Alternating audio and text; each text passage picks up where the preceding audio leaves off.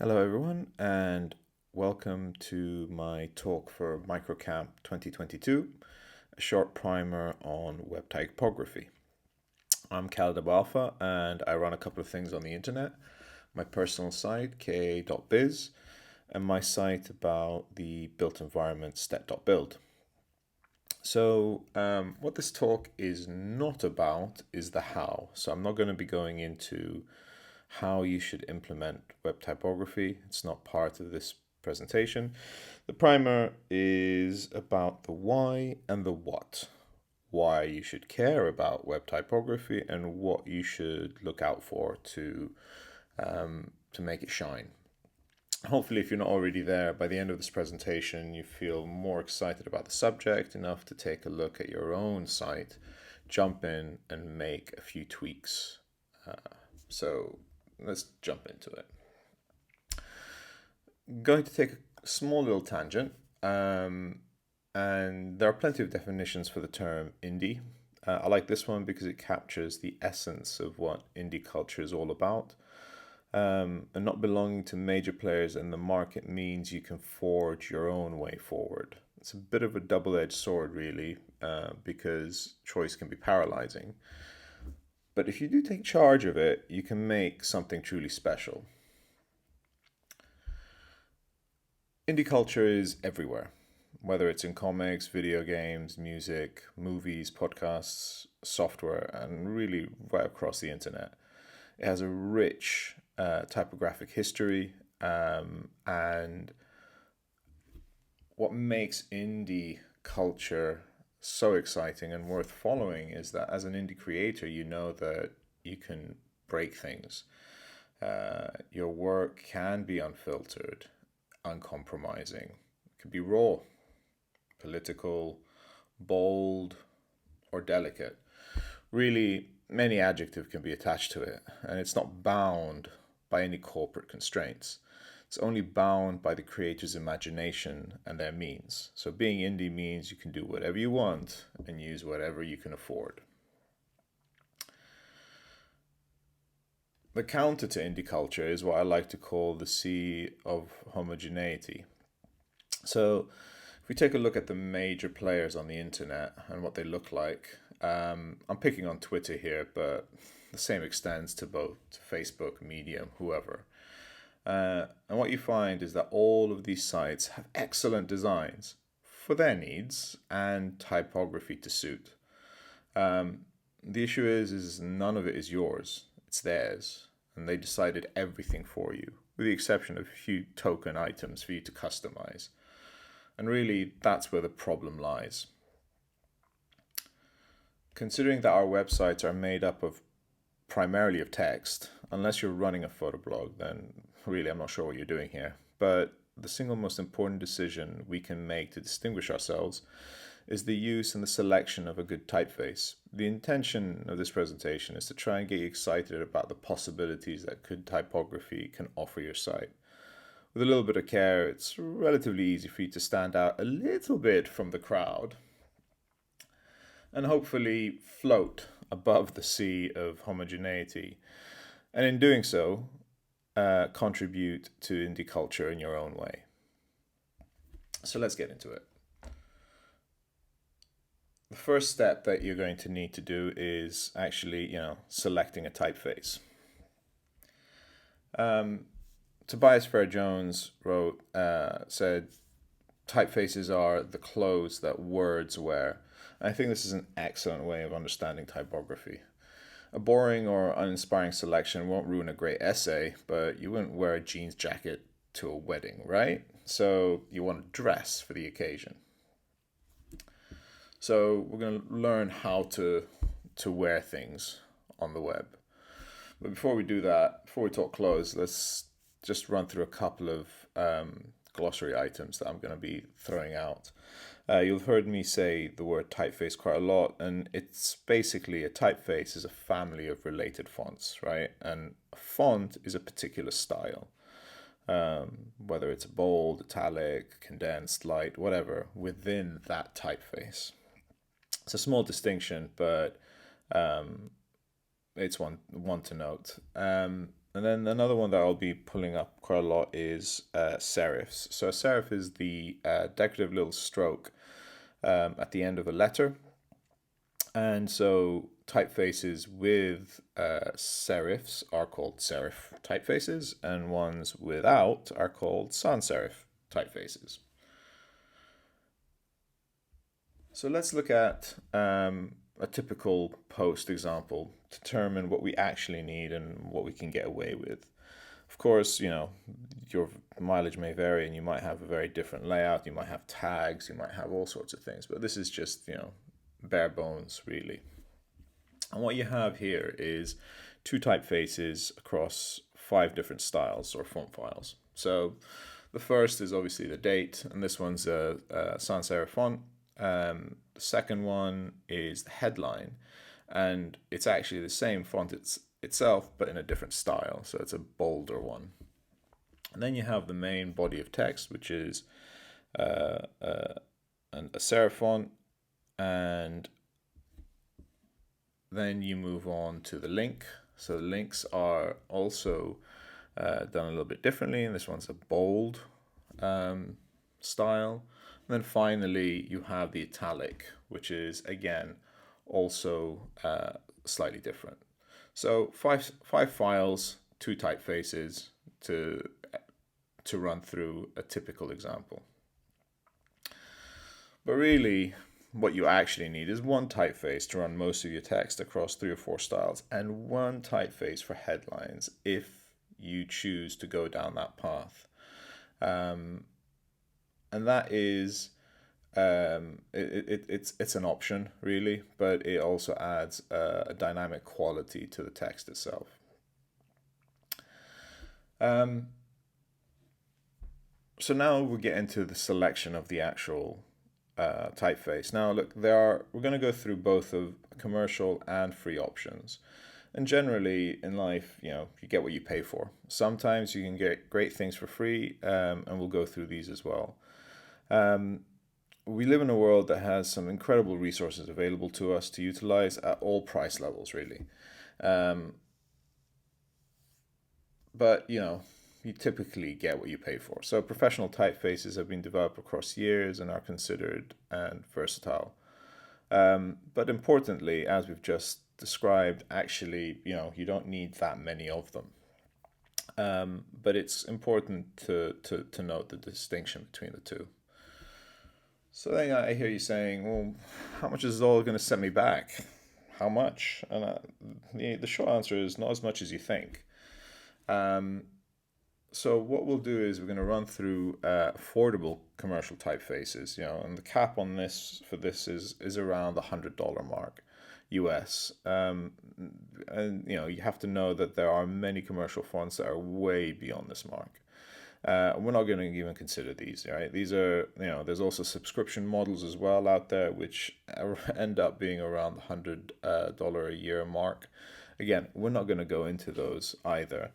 What we're going to be focusing on is actually a couple of smaller indie creators and type foundries that I think offer some excellent options. And while it's an investment for sure, I believe it's actually worthwhile. So the first one I wanted to point out is Tipo Type, and this is a type foundry hailing from Uruguay. And I found that their typefaces are truly excellent, with plenty of character and a lot of attention to detail and lots of features baked into them. And frankly speaking, they're all come at relatively affordable and reasonable prices. So I really recommend these guys. Another person that I love to hate because he's so damn talented is Matthew Butterick. And he's a lawyer by trade, but he makes an incredible set of typefaces, and he writes software that makes books, and he writes books, and and for me personally, he's also written the single best book on using typography, which is called Practical Typography, and you can find the whole book to read online at practicaltypography.com. His price model is also sublime as well, because what he does is he says, right, look, you pay $120 and you get the entire family, all styles. which I find to be incredible value. And I use them on stet.build actually. And last one I wanted to mention is Mark Simonson, who is the creator of Proxima Nova. One of the best fonts you can use on any website, and frankly speaking, has been used plenty anyway. But he does have quite a few excellent additional options as well, which are worth noting. Bookmania and Grad are ones that jumped out for me. So if you're not ready to go down that road yet, right, and you could dip your toe into the world of free typefaces, right? And, frankly speaking, there are quite a lot of options out there. Google Fonts obviously provides an incredible resource with over 1,300 families to use for on your project. It's, what this isn't to say you shouldn't dive into it, and just pick something that you like. It's obviously part of being indie, right? But I would say that it's important to tread carefully. As some of these options don't always offer complete character sets, specific features like small caps or old style numerals or alternative character sets. And this all narrows the really great ones, the gold in the sea. Funnily enough, Matthew Butterick has kind of done a little bit of the work for us, and he's got a small list of excellent typefaces that you could use. So the Adobe Source family is wonderful. IBM Plex is actually used extensively in apps like IA Writer. And Fura Sans and Mono are used across all of Mozilla's products. Charter is quite a great little font, typeface even. I discovered Merriweather because of that, and we'll get into that in a second. But I wanted to add a couple of additional ones to this list that I think deserve mention. The first is Inter, which is as comprehensive a sans serif font typeface as you're going to find anywhere. And the other one that I highly recommend is Merriweather. This is a personal favorite of mine. I use it on my site and actually across all of my text editors as well. It comes in both a serif and a sans serif version, and it is a very considered typeface, which is a joy to use. Now that you've done the hard part of selecting your typeface, right, it's time to give it some care, love, and attention that it deserves, for you to serve you and your readers best. So the following is a small collection of things to take note of as you are putting the typeface to good use on your site. So we'll start off with the headlines, right? And headlines are attention grabbers. And usually what you want to do is you want to make them bigger and bolder. And a good ratio to play around with, which will always depend on your selections, of course, is around, to make sure that the headline's about 3 times as large as the text itself. And one of the things that you can also do to add some dynamic quality to the setting is to alternate the style of typeface that you use, that you run your body of text, to that of your headline. So if you had a sans serif font for your title, then you go for a serif font in your text, and vice versa. And know that a sans serif typeface will typically fit more text in the same amount of space, so it becomes an issue of geometry, really. But know that that's a thing. And alternatively, of course, you can also look to using a more condensed typeface font in the headlines as well. And that can also mean you can fit more stuff in within the same space. Um, One of the things that you should be aware of is to make sure that you assign a style, linked to a specific font file, to different attributes. So for both the italic and for when you are bolding, and this is because your browser and CSS can emulate these styles, but they're not real. So the typographer has spent a lot of time to give proper character that no browser is able to emulate. So just make sure that you, after you've done all your selections, you don't trip up on the last hurdle. One thing that I've learned is also use bold or italics to emphasize text, but don't use both. It's a small thing, but it's not necessary. And then finally, if you're using a sans serif typeface to run your text, go for bold as emphasis rather than italic, because in a sans serif setting, it's not as expressive as if it was serif. Finally, there's numerals come in a few varieties: old style or lowercase, and lining uppercase. And each come in two flavors: proportional and tabular. Tabular means that when you put them in a table, they all follow the same setting. And it's a stylistic choice, really. It's up to you how you want to show. I personally love all style numerals, and they're typically easier to read. And going back a bit to the commercial versus the free typefaces, not all typefaces come with all of these types of numerals. So it's important for you to be aware of these things to make sure that if this is important to you and you like this type of presentation, that you make sure that the typeface that you select actually has this option. And the last one that I wanted to make sure about is a small thing, but it's something that I've noticed is lots of mistakes happen on this one.